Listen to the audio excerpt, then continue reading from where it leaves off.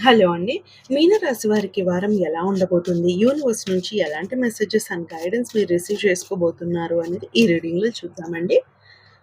Magician వచ్చిందండి మీకు. మీరు ఏ విషయంలో అయినా సరే నెక్స్ట్ స్టెప్ తీసుకోవాలి అనే థాట్‌లో ఉంటే గనక మీరు ముందుకు వెళ్ళొచ్చండి.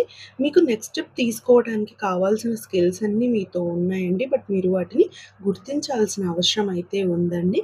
మీరు ఇన్నర్‌గా కాన్ఫిడెన్స్‌ని డెవలప్ చేసుకోవడానికి ట్రై చేయండి. గోయింగ్ ఫార్వర్డ్ వచ్చిందండి. మీరు ఏ హెజిటేషన్ మనసులో పెట్టుకోవద్దండి.